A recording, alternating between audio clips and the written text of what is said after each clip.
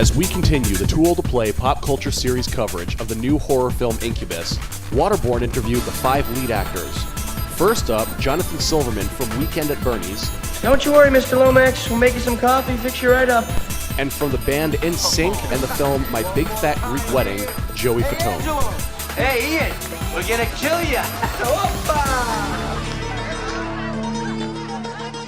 This is Dane Tullock, aka Waterborn with 2old2play.com, and I have the distinct pleasure of being here with two just amazing celebrities, actors. In this case, this guy was with some band a while ago. I'm not sure what that's about. We'll talk. Remember. Yeah, we'll talk to that. But this is Joey Fatone and Jonathan Silverman, both stars of the new movie Inkubus, featuring Robert Englund from Woodhaven Productions in Connecticut, Rhode Island. Gentlemen, thank you for taking a few moments to sit down with us. Talk to me about the world premiere last night. What were your thoughts? Joey, you first. I was nervous, sweaty, confused, waiting to see what was going to happen with the audience, if they were going to like it, they were going to love it, they were going to hate it, and nobody left the room. So that was a good plus. I think there was a lot of positive energy out there. So Definitely. What about you, Jonathan? I was sweaty and nervous as well, but that's just because I get to hang out with Joey. This movie was my first foray into the horror genre. So I was nervous about that, and I figured if I'm going to do one, why not do one, with the legend Robert Englund and be killed by him. I don't want to give anything away, but he kills me really good. But being here at this festival and watching the movie for the very first time with giant fans of the genre was fascinating. And there was I don't know how many hundreds of people there last night, breathless, screaming. It was pretty awesome. It was pretty awesome. And the film turned out great. I'm really proud of the movie. I do. I agree with you about the film turning out. And the one thing is, obviously, the production value of the film is a little bit lower than what you two may be used to. Can you talk about some of the differences working with a local regional cinema like this as opposed to a big blockbuster Hollywood thing? The production value was actually a lot higher than what I'm accustomed to. It was very intimate in the best of ways. Everyone who was involved, cast and crew, took their jobs very seriously, very passionate. It almost felt like a college summer stock group effort, and it's just rare. Usually you show up on location for a film, you do your work, and you get the hell out.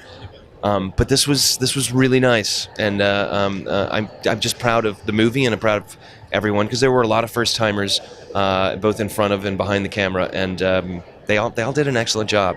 Now, both of you gentlemen are known in terms of your film acting career more for the lighter side of things as opposed to horror, and in Joey's case, playing the main focal character who's been through some shit, very serious character. Talk to me about the differences in how you guys approached playing those really serious tones. Me and Glenn have worked together past with a film called Homie Spumoni, who was the producer, and 5 years after that, we did this film, and we talked about doing, something that's going to change the view and the views of people of what they perceive of me as an actor. They've seen me do a couple of comedic roles and stuff like that, and to definitely switch gears and do something like this, and especially get thrown in with William Forsythe and Robert, which was definitely a little bit intimidating. And I really had to, focus and do what I had to do, but make sure I made this character believable. And it's always hard, especially when you're labeled as a boy band, or you're labeled as somebody that they've seen in the past, but they've seen my real personality, and this is the acting side of it. And it was interesting to get into this character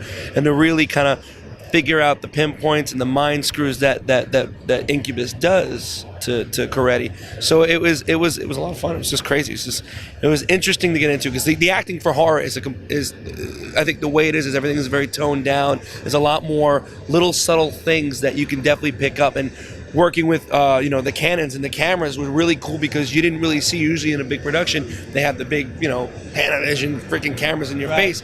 These things are so small, you're able to interact with the characters a lot more and not be distracted, God forbid something goes wrong, because it's like, it's right there. Because when I first walked in and said, I walked in, I was like, we're shooting with that? And then when you see it on the screen, you're like, wow, it looks great, That's why Ben DeLuca was talking about that earlier as well, about the use of the small cameras and the big monitors and how that's such a different shift for you guys. What do you think about that in terms of both that and the serious nature of the film? I was a little uncomfortable on the first day of shooting because I am accustomed to working with bigger crews, bigger equipment, and I showed up on the first day. I think it was everyone's first day, and the crew was skeleton, which is fine. I've certainly done minuscule budget films before, but the equipment was about the size of your microphone.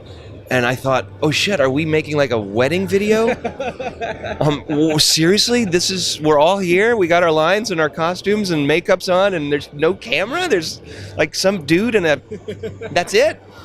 And, but I jumped in, I went for it, and then I saw the first batch of dailies the following day, and I said, okay, this is really cool.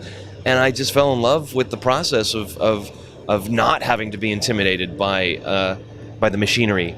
And the next movie I did after this, they used the normal equipment, the regular equipment, and it was just very intimidating. I just felt terribly self-conscious. I was like, can't you go further back and use a smaller piece of equipment? So I dug it. I can't wait to work with the small stuff again. Excellent. So let's talk about the Freddy Krueger in the room, you guys. Robert Englund. I mean, this is the first movie that we've really seen Robert act without, a lot of special effects, a lot of makeup and whatnot. It's there, but it's not, Freddy Krueger. Talk to me about what he brings to the role, which, after seeing the film, is quite a bit. Yeah, I think his delivery on this character, you have a sense of a distinguished gentleman from years ago, I think, but he's this modern, murderer, I guess, if you will. But it's really great to see him as his own unique, different character, aside from when he's, did Freddy Krueger. It really came out of his shell, I think, and I think that's what I'm sure appealed to him and why he wanted to do something like this, because it's something that was completely original, completely left field for him, and he wanted to take on that challenge, and I think he did an amazing job, and his delivery on everything that he did, those lines, if you watch his expressions and how he just takes his time and his beats on everything, which I think is great. Robert Englund is a brilliant actor. I know he's worshipped. I mean, here we are at this horror festival, and it's day 3, and there's constant lines for his signature and the chance to shake his hand. So obviously he's worshipped by his fans.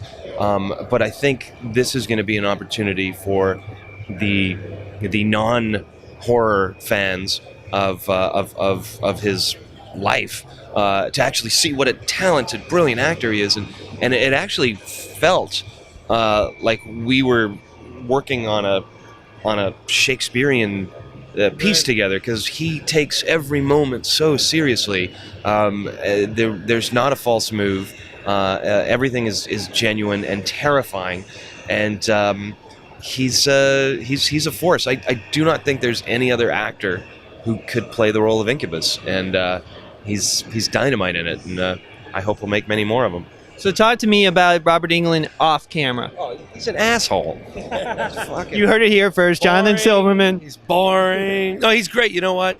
He's very passionate about films. He's very passionate about the old Hollywood back in the day, because he tells a lot of stories of different things, which is great.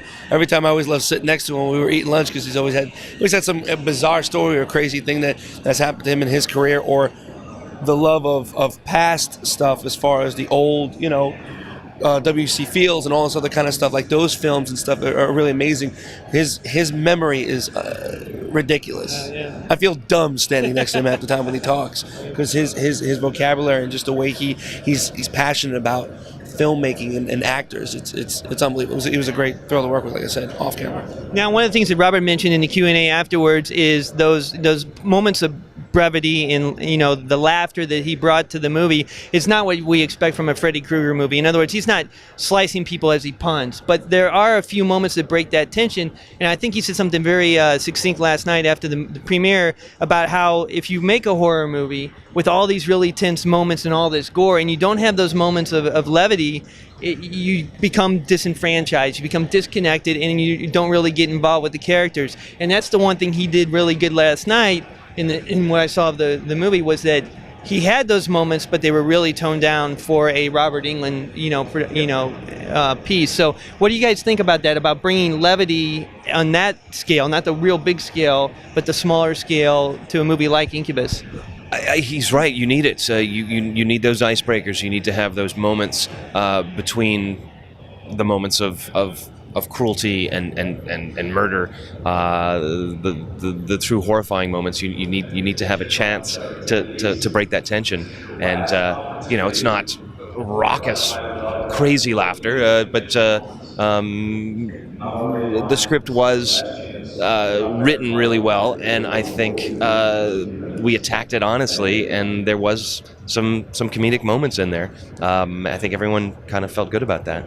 Definitely. What do you think about that, Joey, in terms of levity and the subject matter? Yeah, no, I think it definitely works. Because if it's too tense and you're sitting there waiting, and it just keeps building and it just keeps going, you're like this the whole time. You need that release. You need that kind of comedic element, I think, or some sort of wise ass remark or something to kind of throw you off and start back again to that tension. I think whatever he said. Yeah, excellent. Well, thank you guys. I know you have to get on an airplane. I know you got a lot of fans to see today. Thank you so much. Once again, this is Dane Talk, aka Waterborn, with Joey Fatone and the Jonathan Silverman here at the Rock and Shock Film Festival in Worcester, Massachusetts, 2011. Thanks again, and check out the review on our website. Yeah!